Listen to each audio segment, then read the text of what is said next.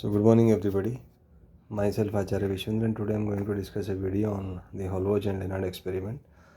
So this experiment was the proof of it was done by virtue of observation of the photoelectric effect. So in this we used you see a tube, evacuated tube. This was the source of electron, the cathode. This was the anode. We connect them to a source of voltage, source of variable voltage through the rheostat. These are the ammeters and voltmeters, and we analyze the relation between photocurrent, voltage, intensity, frequency, and the wavelength. And what we observed, we analyzed through certain results.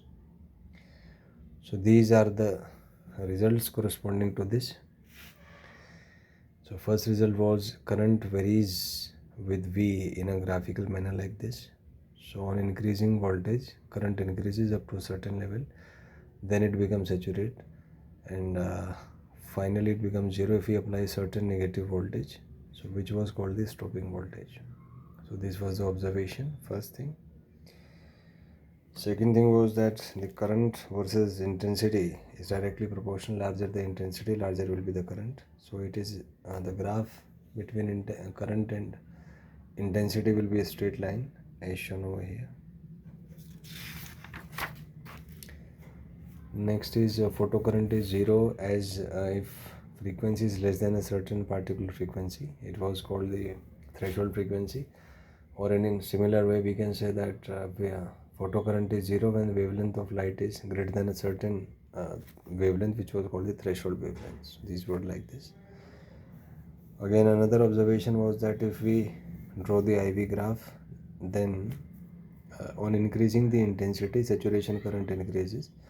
So here in the graph we can say that saturation intensity for graph 1 will is greater than that of 2, is greater than that of 3. So these are the observations.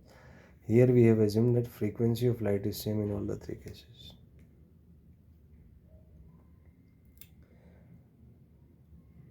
Another thing was that if we keep intensity constant and varies the frequency, then corresponding to the greatest potential, greatest stopping potential, we have the greatest threshold frequency.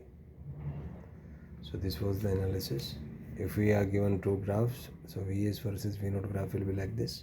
So with this we have discussed already. So we can analyze the things as stopping potential and frequency is a straight line. So we can say that stopping potential or maximum kinetic energy is linearly dependent on the frequency of incident light. So all the above results were obtained when energy is greater than a work function of the metal. So these were certain oscillations of that. Another observation from the result was that photoelectric effect is instantaneous effect. Time is 10⁻⁹ second or less. So these were the observations. So here is a question based on the calculations that we use a wavelength of 200 nanometer, threshold wavelength was 500 nm. Then will photoelectric effect takes place? Yes, as the wavelength is less than threshold wavelength. Next is if yes, then find maximum kinetic energy. So this can be done there by using the expression that Kmax is hc by lambda minus phi naught. Then we need to find maximum speed of photoelectron. So Kmax is equal to half m Vmax square. From there you can calculate the maximum speed. Then maximum momentum, obviously the photon with maximum speed will possess maximum momentum.